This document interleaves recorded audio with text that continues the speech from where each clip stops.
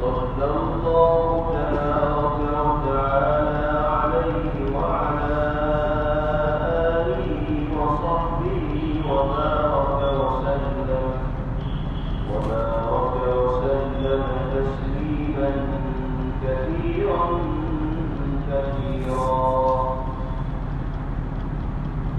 أما بعد فأعوذ بالله من الشيطان الرجيم بسم الله الرحمن الرحيم وإذ قال إبراهيم رب اجعل هذا بلدا آمنا وارزق أهله رب اجعل هذا بلدا آمنا وارزق أهله من الثمرات من آمن منهم بالله واليوم الآخر قال ومن كفر فأمتعه قليلا ثم أضطره إلى عذاب النار وبئس المصير صدق الله مولانا العلي العظيم.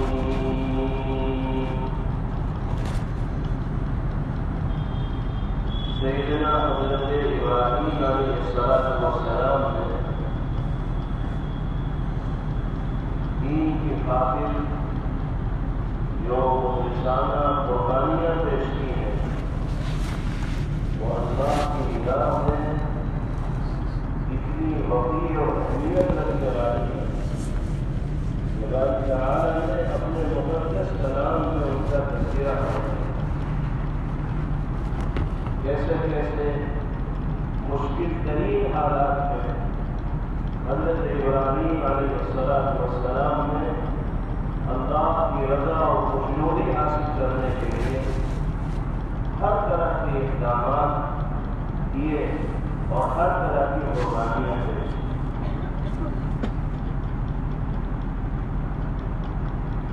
خواب میں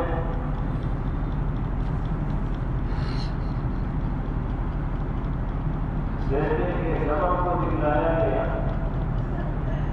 ابراہیم علیہ السلام اس کے لیے بھی تیار دکھائی اور مکہ مکرمہ جیسے علاقے میں جہاں کوئی آبادی نہیں دور دور تک کسی کا نام و نشان وہاں پر نہیں پایا جاتا تھا. جب اللہ کی طرف سے حکم ملا کہ اپنی بیوی اور بچے کو وہیں چھوڑنا ابراہیم علیہ السلام گھر والوں سے اور بچوں سے محبت کے باوجود اللہ کی اطاعت اور فرمانبرداری کرتے ہوئے اس کے حکم کی تعمیل کرتے ہوئے اپنی خواہشات کو نظر انداز کرتے ہیں اور اس جدید میدان میں آب و گیا علاقے میں اپنی بیوی اور دودھ پیتے بچے کو چھوڑ کر چلے جائیں. ہر امتحان میں جب ابراہیم علیہ السلام کامیاب ہوتے ہیں تو باری تعالیٰ کی جانب سے ان کو انعام بھی ملتا ہے اور اللہ پاک اپنی رضا اور خوشنودی سے ان کو نوازتے ہیں اور یہ اعلان فرماتے ہیں کہ انی جاعلک للناس اماما.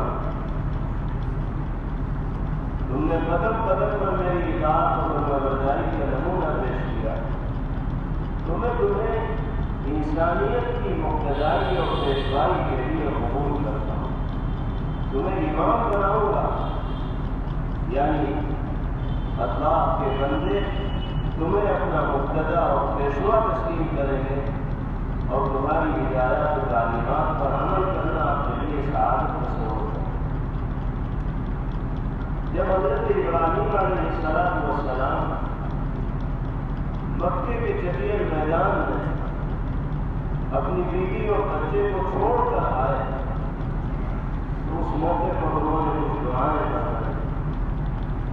انہیں میں سے ایک دعا وہ ہے جو قرآن پاک کی اس آیت میں ذکر کی. اس دعا سے یہ پتہ چلتا ہے کہ انسان کو اپنے بچوں کی دنیا اور آخرت کی بھلائی کے سلسلے میں فکر مند ہونا چاہیے اور اللہ سے ہر دم اس طرح کی دعا کرنی چاہیے کہ ہمارے گھر والے دنیاوی اعتبار سے بھی عافیت و سکون و اطمینان کی زندگی بسر کریں اور اخروی اعتبار سے بھی عزت و کامیابی ان کا مقدر ہے۔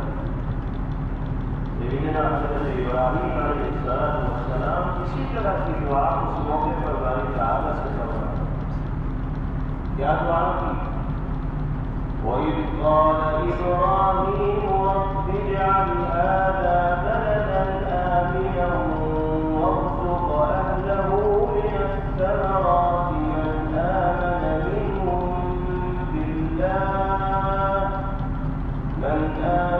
مِنْهُم بِاللَّهِ وَالْيَوْمِ الْآخِرِ۔ دعائیں کی الہ العالمین، میں نے تو آپ کے کہنے پر ایک جدید میدان میں اور تیار ہو گیا علاقے میں اپنے بچوں کو چھوڑ دیا ہے۔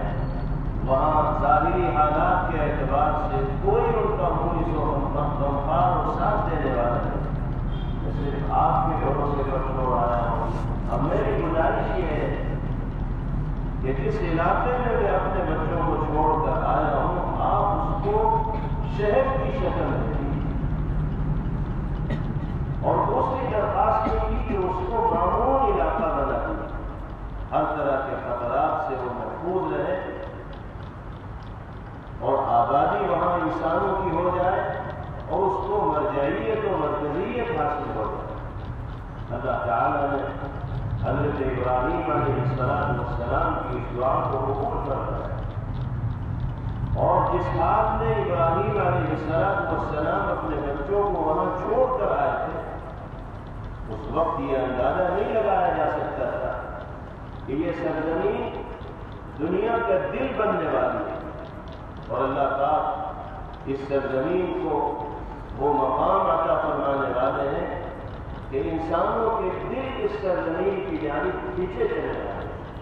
چنانچہ باری تعالیٰ نے اس علاقے کو ایسا آباد فرمایا اور ایسی مرکزیت عطا فرمائی کہ مسلمان دنیا کے کسی بھی کونے میں زندگی گزار رہا ہو لیکن اس کا جذباتی ربط و تعلق اس مقدس اور پاک سرزمین کے ساتھ رہتا ہے۔ اور پھر اللہ نے اس علاقے کو امن ایسا عطا کیا، معمول ایسا بنایا کہ نہ صرف یہ کہ انسانوں کی جانیں دشمنوں کے تسلط سے محفوظ رہیں گی بلکہ جانوروں کے شکار کو بھی حرم کی اس مقدس سرزمین میں حرام قرار دے دیا گیا۔ نہ صرف یہ کہ انسانوں کی جانوں کی امان و حفاظت کا فیصلہ ہوا، اللہ نے جانوروں کی جانوں کی ضمان و حفاظت کا بھی فیصلہ کیا۔ تیسری دعا حضرت ابراہیم علیہ السلام نے فرمائی وَارْزُقْ أَهْلَهُ مِنَ الثَّمَرَاتِ مَنْ آمَنَ مِنْهُم بِاللَّهِ وَالْيَوْمِ الْآخِرِ۔ الہ العالمین، اس سرزمین کو ایسا بنا دیجیے کہ یہاں رہنے والے لوگوں کو ہر طرح کی روزی، پھل، میوے میسر ہو، ان باشندوں کو میسر ہو جو اللہ کی ذات پر ایمان رکھنے والے ہیں اور آخرت کے دن پر ایمان رکھنے والے ہیں۔ یہ خیر حضرت ابراہیم علیہ السلام نے بڑھا کہ مکے کے علاقے میں، مکے کی سرزمین میں رہنے والے اہل ایمان کو آپ ہر طرح کی روزی سے مالامال کریں۔ ایمان والوں کی خیر حضرت ابراہیم علیہ السلام نے اس لیے لگایا کہ اس سے پہلے جب اللہ تعالیٰ نے حضرت ابراہیم علیہ السلام سے فرمایا تھا کہ انی جاعلک للناس اماما، میں آپ کو انسانیت کا مقتدا بنا رہا ہوں، تو حضرت ابراہیم علیہ السلام نے یہ گزارش کر دی تھی وَمِن ذُرِّيَّتِي، کہ اللہ میری ذریت کو بھی امامت کا منصب عطا کر دیجیے، میری اولاد کو بھی امامت کا منصب عطا کر دیجیے۔ آپ مجھے امامت کا منصب عطا فرما رہے ہیں، میری درخواست یہ کہ میری ذریت میں بھی یہ منصب آ جائے۔ تو اس کے جواب میں اللہ نے فرمایا تھا لا ینال عہد الظالمین، جو ظلم کرنے والے ہوتے ہیں، گنہگار ہوتے ہیں، ان کے سلسلے میں ہمارا وعدہ جاری نہیں ہوتا۔ ہم نے آپ کو امامت کے منصب پر فائز کیا ہے، آپ کی جو لائق اولاد ہوگی، آپ کی ذریت میں سے جو صالح ہوں گے، نیک ہوں گے، وہ انسانیت کی امامت کے منصب پر فائز ہوں گے۔ لیکن صرف ذریت سے ہونے کی بنا پر امامت ملے ایسا نہیں ہوگا، کیونکہ جو ظلم کرنے والے ہوں گے، زیادتی کرنے والے ہوں گے، جرم کرنے والے ہوں گے، گنہگار ہوں گے، وہ اس منصب کے اہل قرار نہیں دیے ہیں۔ کیونکہ اس سے پہلے باری تعالیٰ نے حضرت ابراہیم علیہ السلام کی گزارش کے جواب میں یہ ارشاد فرمایا تھا، اس لیے اس مرتبہ حضرت ابراہیم نے پہلے ہی یہ فرما دیا کہ اللہ مکے کی سرزمین میں رہنے والے اہل ایمان کو روزی سے مالا مال فرمائیے۔ اللہ تعالیٰ اس کا جواب دے رہے ہیں کہ روزی کا مسئلہ الگ ہے، امامت کا مسئلہ الگ ہے۔ امامت تو ہم اسی کو دیں گے جو اس کا اہل ہوگا۔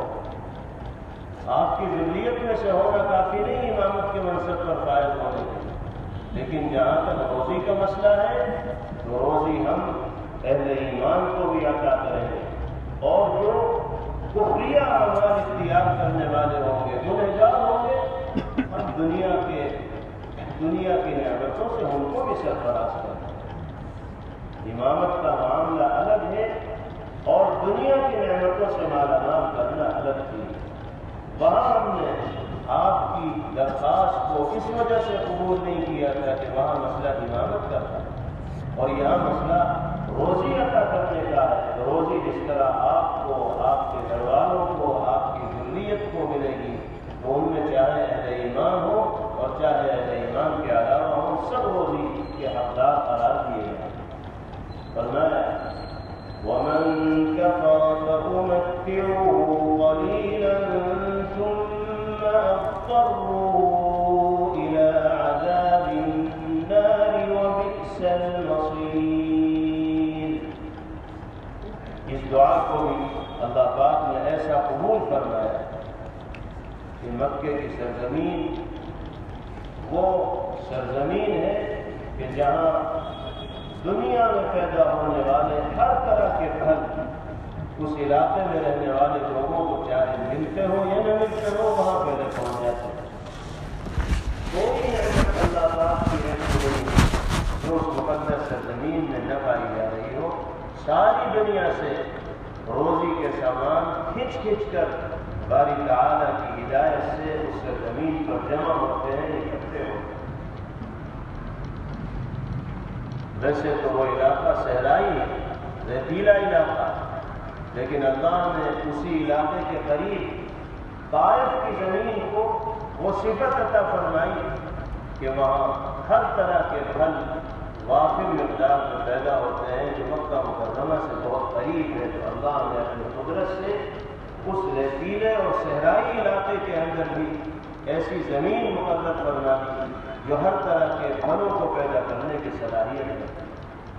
اللہ نے فرمایا کہ روزی آپ کو بھی ملے گی، اہل ایمان کو بھی ملے گی، اہل کفر کو بھی ملے گی، لیکن وَمَن كَفَرَ فَأُمَتِّعُهُ قَلِيلًا، جو کفر کرے گا، گناہ کرے گا، ایمانی تقاضوں پر عمل نہیں کرے گا، تو ہم تھوڑا بہت فائدہ اٹھانے کا موقع اس کو دے دیں۔ اس سے یہ پتہ چلا کہ دنیا متاع قلیل ہے۔ دنیا میں انسان کو چاہے کچھ مل جائے، لیکن وہ بہت تھوڑا۔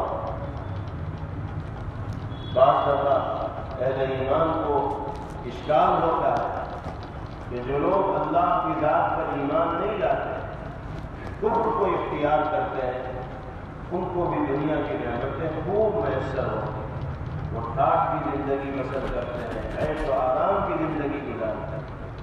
اس سے تو یہ معلوم ہوتا ہے کہ اللہ ان سے راضی ہے جو نعمتوں کے دروازے ان پر کھول رکھتے ہیں۔ اللہ فرماتے ہیں کہ دنیا کی ان نعمتوں کی کوئی حیثیت ہے ہی نہیں ہماری نگاہ۔ یہ تو متاع قلیل ہے۔ نبی پاک علیہ الصلوۃ والسلام نے لو كانت الدنيا تساوي عند الله جناح بعوضة ما سقى منها كافرا شربة ماء۔ اگر اللہ کے نزدیک دنیا اور اس کی نعمتوں کی حیثیت مچھر کے پر کے برابر بھی ہوتی تو اللہ کافروں کو ایک گھونٹ پانی بھی میسر نہ کرتا، لیکن اللہ کی نگاہ میں دنیا جہاں کی نعمتوں کی حیثیت مچھر کے پر کے برابر بھی نہیں۔ اصل نعمت وہ ہے جو آخرت میں انسان کا مقدر ہوگی۔ دنیا تو جیسی تیسی گزر جائے گی اور آخرت کی زندگی کے مقابلے میں دنیا کی زندگی کوئی گنتی نہیں رکھتی۔ یہاں آدمی 70 سال جی لے، 80 سال جی لے، 90 سال جی لے، 100 سال کا ہو جائے تو اس کی زندگی ہی اجیرن بن جاتی ہے، نہ اس کی عقل صحیح طور پر کام کرتی ہے، نہ اس کے اعضاء صحیح طور پر کام کرتے ہیں، وہ خود دوسروں کے اوپر بار اور بوجھ بن جاتا ہے۔ لیکن اللہ دنیا سے جانے کے بعد جو زندگی انسان کو عطا فرمائے گی وہ ختم نہ ہونے والی زندگی ہوگی، اور وہی حقیقی زندگی اس زندگی کے مقابلے میں دنیا کی اس 50 سالہ، 80 سالہ، 100 سالہ زندگی کا کوئی موازنہ نہیں کیا جا سکتا، کوئی گنتی نہیں کی جا سکتی۔ اس لیے اللہ پاک ارشاد فرماتا ہے وَمَنْ كَفَرَ فَأُمَتِّعُهُ قَلِيلًا، جو کفر کرے گا اس کو بھی ہم تھوڑا بہت نفع اٹھانے کا موقع دیتے ہیں، ثُمَّ أَضْطَرُّهُ إِلَىٰ عَذَابِ النَّارِ، پھر ہم اس کو مجبور کریں گے جہنم کے عذاب میں داخل ہونے کے لیے، وَبِئْسَ الْمَصِيرُ، اور وہ بہت بری جگہ ہے۔ ہم سب کو عذاب اللہ سے محفوظ کریں۔ ایک مرتبہ سیدنا حضرت عمر فاروق رضی اللہ تعالی عنہ نے نبی کریم علیہ الصلوۃ والسلام کو دیکھا کہ آپ ایک چٹائی پر آرام فرما، آپ کے جسم مبارک سے پسینہ بھی بہہ رہا ہے اور آپ کی پیٹھ پر چٹائی کے نشانات بھی پڑے ہوئے ہیں۔ حضرت عمر فاروق رضی اللہ عنہ نے آپ کی کیفیت دیکھی تو بڑا اثر ہوا اور آنکھوں میں آنسو آ گئے، رونے لگے۔ پیغمبر علیہ الصلوۃ والسلام نے پوچھا ما یبکیک، عمر کیوں رو رہے ہو، کس چیز نے تمہیں بلایا؟ عرض کیا کہ یا رسول اللہ ان کسریٰ وقیصر فیما ہما فیہ وانت رسول اللہ۔ کہنے لگے کہ یا رسول اللہ یہ قیصر و کسریٰ کیسی نعمتوں میں زندگی گزارتا ہے، کیسی کھاٹ باٹ کی اور عیش و آرام کی ان کی زندگی، کیسے آرام دہ ان کے کمرے ہیں، محلات ہیں اور گھر ہیں، اور آپ اللہ کے رسول ہیں۔ باری تعالیٰ نے جس رفعت و سربلندی سے آپ کو مالا مال فرمایا ہے وہ کسی اور کا حصہ ہے ہی نہیں، اس کے باوجود آپ ایسی سخت زندگی بسر کر رہے ہیں، چٹائی پر آرام فرما ہے اور اس چٹائی کے نشانات آپ کے جسم مبارک پر ہیں، یہ دیکھ کر مجھے رونا آیا۔ اس کے جواب میں پیغمبر علیہ الصلوۃ والسلام نے کیا فرمایا؟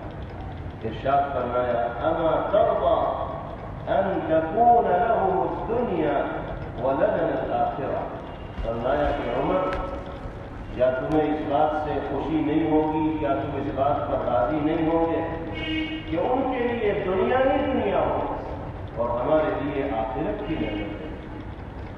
مسلمان کی نگاہ میں آخرت کی نعمتیں اصل ہونی چاہیے، اور جب انسان آخرت کی نعمتوں کو حاصل کرنے کے لیے دنیا میں زندگی گزارے گا تو دنیا کی نعمتوں سے بھی باری تعالیٰ اس کو مالامال فرمائیں گے، اور اگر صرف دنیا ہی کی نعمتوں کو حاصل کرنے کے چکر میں رہے گا اور آخرت کی زندگی سے غافل ہوگا تو اللہ دنیا کی بہت سی نعمتیں اس کو عطا فرما دیں گے اس کی کوشش کے بقدر، لیکن وما له فی الآخرۃ من خلاق، آخرت میں اس کے لیے کوئی حصہ نہیں۔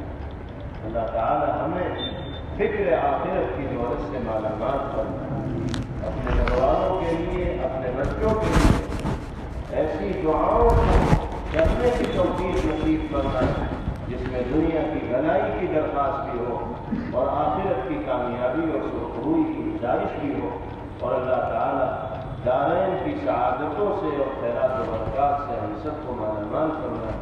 وآخر دعوانا الحمد للہ رب العالمین۔ Thanks for watching. Don't forget to like, comment, share and subscribe to Al Wahid channel.